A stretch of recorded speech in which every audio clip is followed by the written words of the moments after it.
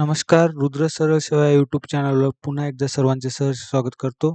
तर आजच्या व्हिडिओमध्ये आपण बघणार आहोत 17 ऑगस्ट शिफ्ट 1मध्ये 2023 मध्ये जी तलाठी भरती झाली होती, त्या भरतीमधली मराठी या विषयाचे जे 25 क्वेश्चन आहेत, त्या 25 क्वेश्चनचा आपण ॲनालिसिस या व्हिडिओच्या माध्यमातून करणार आहोत.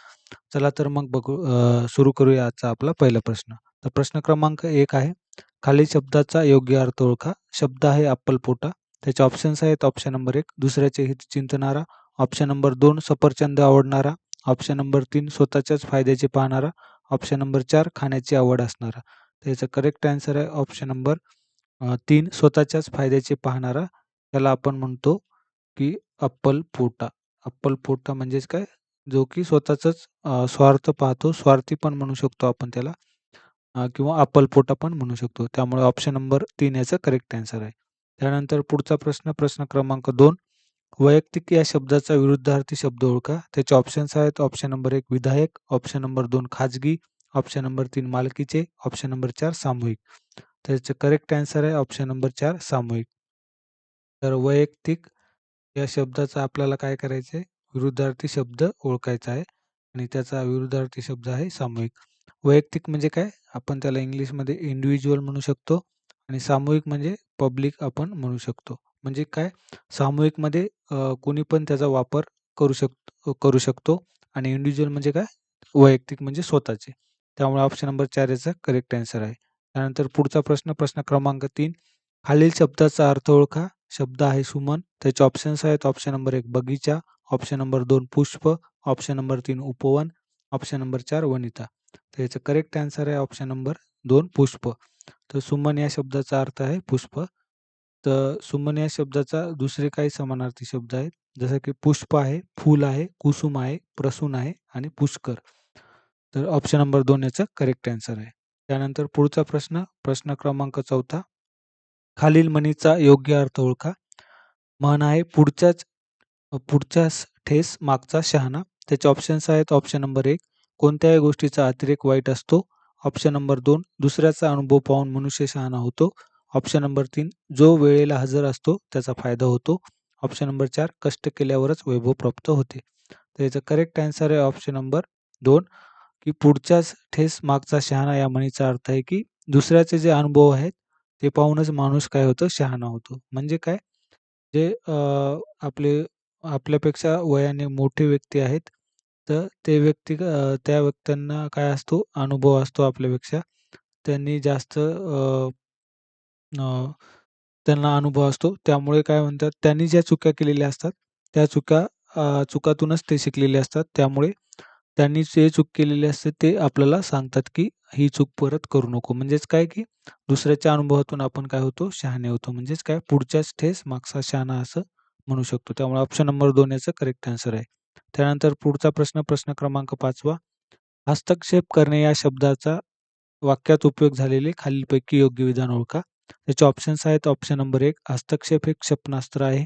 ऑप्शन नंबर 2 हस्तक्षेप करून हात मुलायम होतात. ऑप्शन नंबर 3 कोणी माझ्या कामात हस्तक्षेप केलेला मला आवडत नाही. ऑप्शन नंबर 4 हस्तक्षेपाने अक्षर सुंदर होते. त्याचं करेक्ट आन्सर आहे ऑप्शन नंबर 3 कोणी माझ्या कामात हस्तक्षेप केलेला मला आवडत नाही. तर हस्तक्षेप करणे म्हणजे काय? की कामात लुडबुड करणे. लुडबुड करणे पण आपण म्हणू शकतो. म्हणजे काय? की जे काम करत आहे व्यक्ती, त्या कामात अडथळा आणणे, असं पण म्हणू शकतो. अडथळा आणणे. त्यामुळे त्याचं करेक्ट आन्सर आहे ऑप्शन नंबर 3. त्यानंतर पुढचा प्रश्न, प्रश्न क्रमांक 6 खालील शब्दाचा अर्थ ओळखा. शब्द आहे पाय. त्याचे ऑप्शन्स आहेत ऑप्शन नंबर 1 आनंद, ऑप्शन नंबर 2 हस्त, ऑप्शन नंबर 3 कर, ऑप्शन नंबर 4 चरण. तर याचं करेक्ट आन्सर आहे ऑप्शन नंबर 4 चरण. तर पाय म्हणजेच काय? चरण. तर ऑप्शन नंबर 4 याचं करेक्ट आन्सर आहे. त्यानंतर पुढचा प्रश्न, प्रश्न क्रमांक 7 माणूस जेव्हा जागा होतो हे कोणाचे आत्मकथन आहे? त्याचे ऑप्शन्स आहेत option number 1 Kusumavati Deshpande, option number 2 Iravati Karve, option number 3 Durga Bhagwat, option number 4 Godavari Parulekar. तर याचं करेक्ट आन्सर आहे ऑप्शन नंबर 4 गोदावरी परुळेकर यांचं माणूस जेव्हा जागा होतो हे आत्मकथा आहे किंवा आत्मकथन आहे असं आपण म्हणू शकतो. तर गोदावरी परुळेकर यांचे जे दुसरे काही महत्त्वाचे पुस्तक आहेत किंवा त्यांचं साहित्य आहे, जसं की जेव्हा माणूस जागा होतो, बंदिवासाची 8 वर्ष, आदिवासींचं बंड आणि द मॅन अवेक हे पण महत्त्वाची आहेत. त्यानंतर पुढचा प्रश्न, प्रश्न क्रमांक 8वा. अवकृपा या शब्दाचा विरुद्धार्थी शब्द ओळखा. त्याचे ऑप्शन्स आहेत. ऑप्शन नंबर 1 अपकर्ष, ऑप्शन नंबर 2 सुष्ट, ऑप्शन नंबर 3 तारक, ऑप्शन नंबर 4 कृपा. तर अवकृपा या शब्दाचा काय करायचं आपल्याला विरुद्धार्थी शब्द ओळखायचा आहे. तर याचा करेक्ट आन्सर आहे ऑप्शन नंबर 4 कृपा. तर अवकृपा याचा विरुद्धार्थी शब्द आहे कृपा. त्यामुळे ऑप्शन नंबर 4 याचं करेक्ट आन्सर आहे. त्यानंतर पुढचा प्रश्न, प्रश्न क्रमांक 9वा.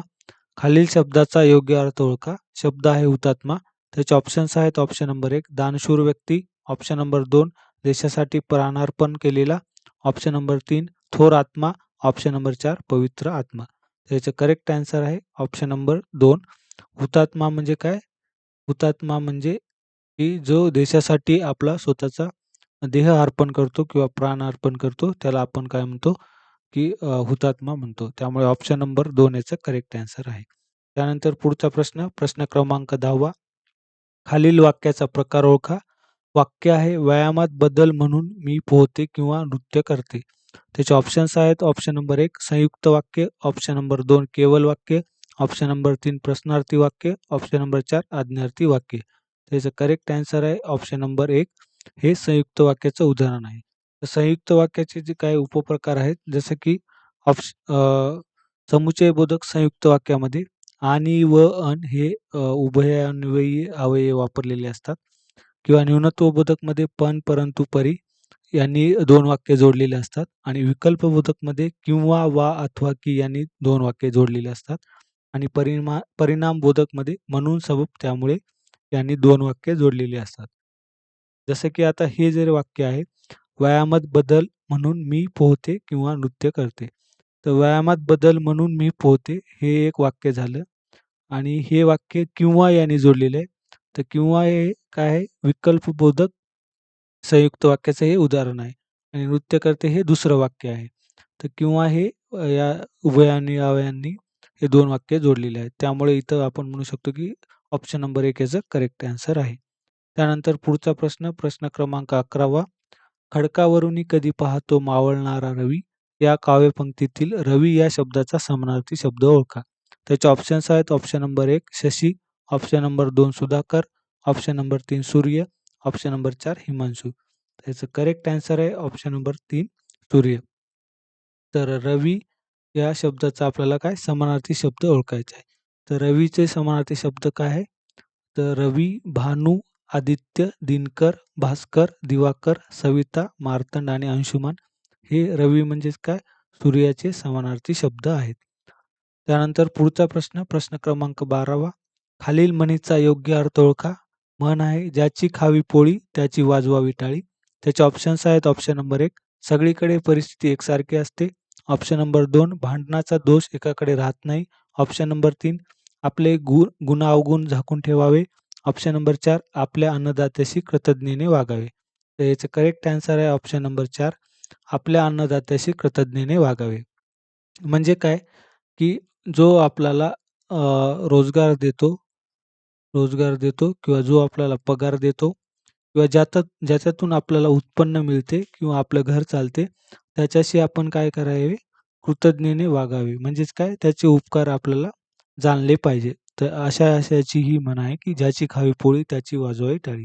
त्यामुळे ऑप्शन नंबर 4 याचं करेक्ट आन्सर आहे. त्यानंतर पुढचा प्रश्न, प्रश्न क्रमांक 13वा. पाणउतारा करणे या शब्दार्थाचा वाक्यात उपयोग झालेले खालीलपैकी योग्य विधान ओळखा. त्याचे ऑप्शन्स आहेत. ऑप्शन नंबर 1 सासूबाईने सुनेचा पाणउतारा केला. ऑप्शन नंबर 2 शेतात पाणउतारा करावा. ऑप्शन नंबर 3 पाणउतारा केल्याने पाटाचे पाणी झुळझुळत होते.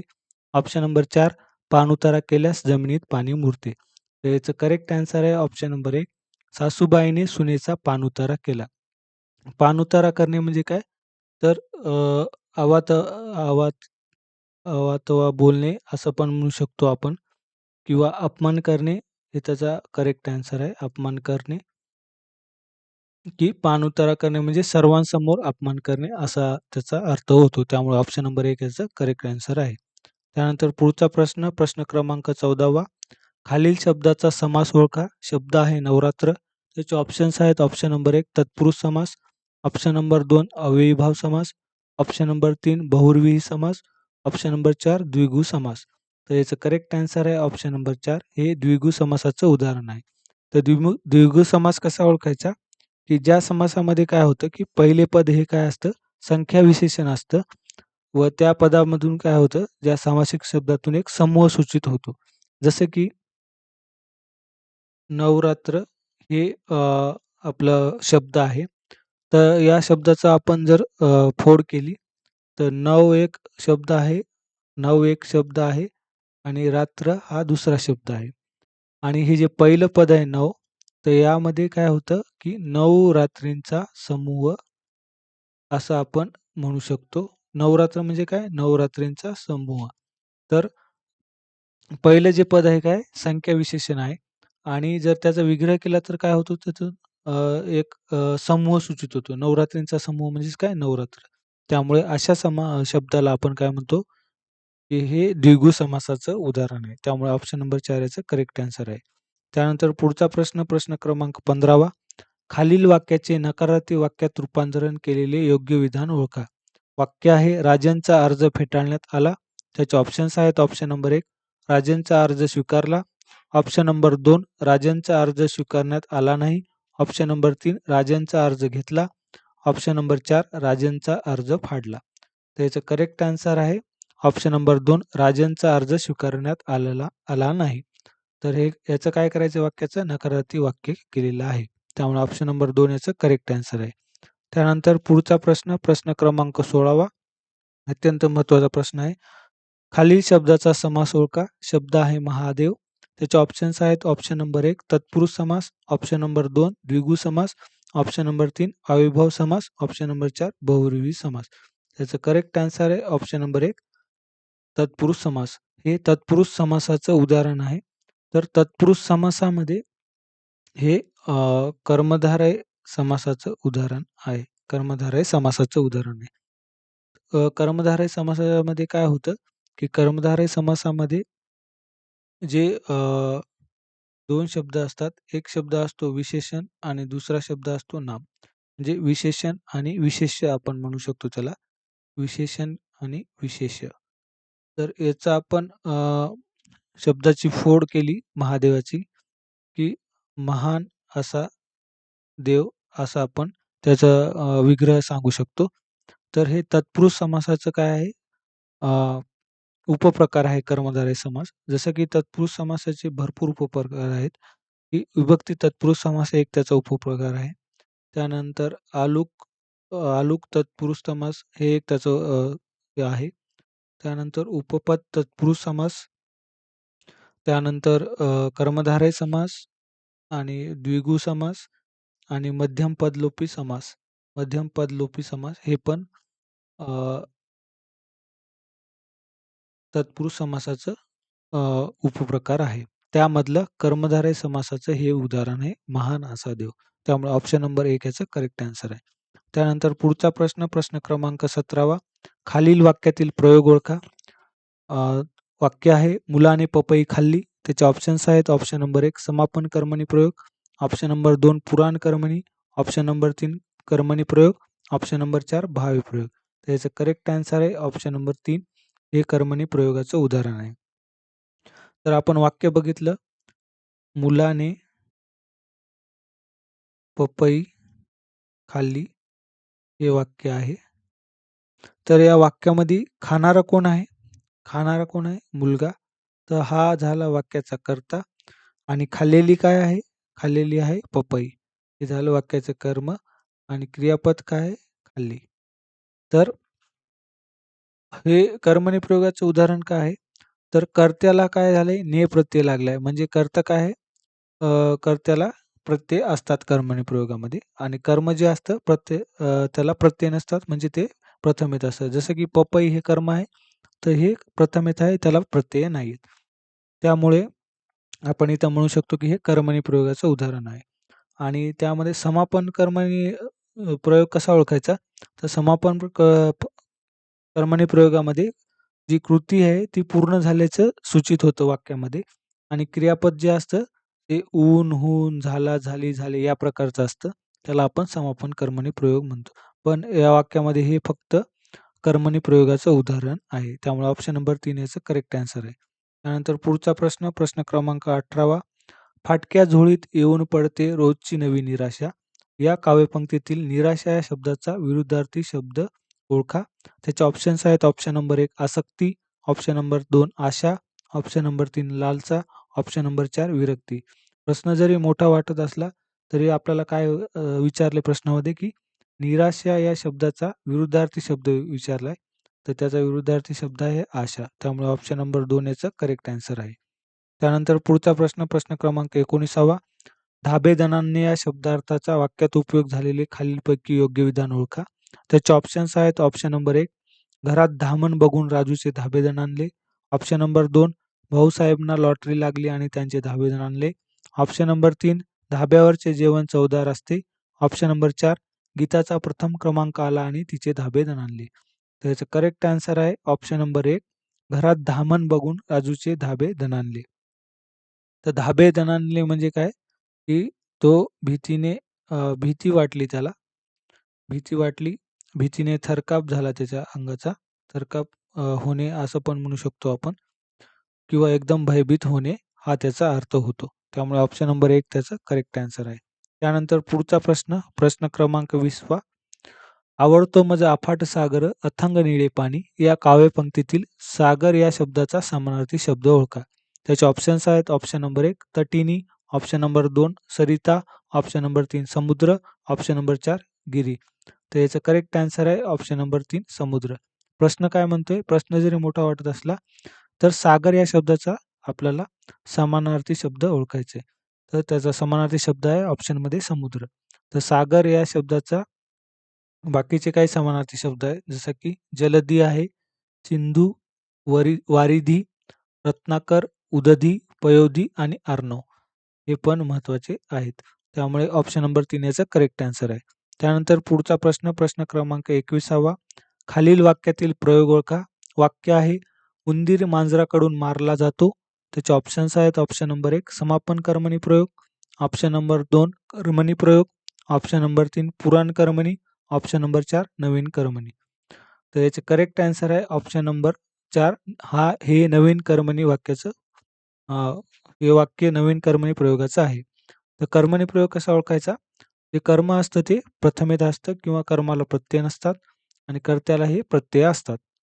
आणि नवीन किंवा त्याला दुसरं नाव आहे नवीन कर्मणीला, तर नवीन किंवा कर्मकर्तरी पण त्याला म्हणतात. तर कर्मकर्तरी प्रयोग कसा ओळखायचा? की जे कर्ता असतो त्याला कडून हे शब्दयोगी अव्यय लावून त्याची रचना केलेली असते. त्याला आपण नवीन कर्म किंवा कर्मकर्तरी हे प्रयोग म्हणतो. जसं की हे जे वाक्य आहे, तर वाक्यामधला कर्ता कुठला आहे? तर मारणारा कोण आहे? मारणारा कोण आहे? तर मारणारी आहे मांजर. आणि मारलेलं काय आहे? मारलेलं कोण आहे? मारलेला कोण आहे? तर तो आहे उंदीर. तर मांजर हे काय झालं? वाक्यातला कर्ता झाला आणि उंदीर हे वाक्यातलं कर्म झाले. तर हे जे वाक्यातला कर्ता आहे, त्या वाक्यातल्या कर्त्याला कडून हा प्रत्यय लागलेला आहे. त्यामुळे हे नवीन किंवा कर्मकर्तरी प्रयोगाचं उदाहरण इथं आपण म्हणू शकतो. आणि उंदीर काय आहे वाक्यातला? हे वाक्यातलं कर्म आहे. त्यामुळे ऑप्शन नंबर 4 याचं करेक्ट आन्सर आहे. त्यानंतर पुढचा प्रश्न, प्रश्न क्रमांक 12वा. बखर एका राजाची ही कादंबरी कोणी लिहिली? त्याचे ऑप्शन्स आहेत. Option number 1 Vilas Patil, option number 2 Ranganath Pathare, option number 3 Shivaji Sawant, option number 4 Tryambak Sardeshmukh. याचं करेक्ट आन्सर आहे ऑप्शन नंबर 4 त्र्यंवी सरदेशमुख यांनी बखर एका राजाची ही कादंबरी लिहिलेली आहे. तर त्यांचे दुसरे काय महत्त्वाचे पुस्तके किंवा साहित्य आहे जसं की अंधार यात्रा, उच्छाद, उत्तर रात्र, डांगोरा एका नगरीचा आणि ससेमिरा हे पण महत्त्वाचे आहेत परीक्षेच्या दृष्टिकोनातून. त्यानंतर पुढचा प्रश्न, प्रश्न क्रमांक 23वा. खालील प्रश्नार्थी वाक्याचे विधानार्थी वाक्यात रूपांतरण केलेले योग्य विधान ओळखा. वाक्य आहे पाऊस पडत आहे का? प्रश्नार्थ चिन्ह. त्याचे ऑप्शन्स आहेत. ऑप्शन नंबर 1 आभाळ भरून आले असेल तर पाऊस पडेल. ऑप्शन नंबर 2 परमेश्वरात चांगला पाऊस पडू दे. ऑप्शन नंबर 3 किती छान पाऊस पडत आहे. ऑप्शन नंबर 4 पाऊस पडत आहे. तर याचा करेक्ट आन्सर आहे ऑप्शन नंबर 4 पाऊस पडत आहे. तर इथं काय सांगितलंय प्रश्नामध्ये, जे प्रश्नार्थी वाक्य आहे, त्या वाक्याचं काय करायचंय विधानार्थी वाक्यामध्ये रूपांतरण करायचं आहे. तर प्रश्नार्थी वाक्य आहे पाऊस पडत आहे का? आणि त्याचं विधानार्थी वाक्य कसं करू शकतो आपण, की पाऊस पडत आहे. त्यामुळे ऑप्शन नंबर 4 याचं करेक्ट आन्सर आहे. त्यानंतर पुढचा प्रश्न, प्रश्न क्रमांक 24वा. खालील वाक्प्रचाराचा योग्य अर्थ ओळखा. अ, वाक्प्रचार आहे हतबल होणे. त्याचे ऑप्शन्स आहेत ऑप्शन नंबर 1 असमर्थ ठरणे, ऑप्शन नंबर 2 नाश पावणे, ऑप्शन नंबर 3 श्रम करणे, ऑप्शन नंबर 4 ताकद देणे, ताकद येणे. तर याचं करेक्ट आन्सर आहे ऑप्शन नंबर 1 असमर्थ ठरणे म्हणजे काय? हतबल होणे. हतबल होणे म्हणजे काय? त्याचा नाईलाज होणे, नाईलाज होणे असं पण म्हणू शकतो त्याचा अर्थ. त्यामुळे ऑप्शन नंबर 1 याचं करेक्ट आन्सर आहे. त्यानंतर शेवटचा प्रश्न, प्रश्न क्रमांक 25वा. आमचा बाप आणि आम्ही या आत्मचरित्राचे लेखक कोण? त्याचे ऑप्शन्स आहेत option number 1 Narendra Dabholkar, option number 2 Narendra Jadhav, option number 3 Gangadhar Gadgil, option number 4 वि. स. खांडेकर. तर याचं करेक्ट आन्सर आहे option number 2 doctor Narendra Jadhav यांचे आमचा बाप आणि आम्ही हे आत्मचरित्र आहेत. तर कमेंट बॉक्समध्ये बाकी जे 3 ऑप्शन दिलेले आहेत, नरेंद्र दाभोळकर, गंगाधर गाडगी आणि वि. स. खांडेकर यांचे आत्मचरित्राचे नावं तुम्ही सांगू शकता. तर आजच्या व्हिडिओमध्ये आपण इथेच थांबणार आहोत. व्हिडिओ आवडल्यास नक्की व्हिडिओला लाईक करायला विसरू नका आणि तुमचे कोणी जे कोणी मित्र-मैत्रिणी आहेत, जे की स्पर्धा परीक्षेची तयारी करत आहेत, त्यांच्यासोबत हा व्हिडिओ शेअर करायला विसरू नका आणि चॅनलला सबस्क्राईब करायला पण विसरू नका. भेटूया पुढच्या व्हिडिओमध्ये. नमस्कार.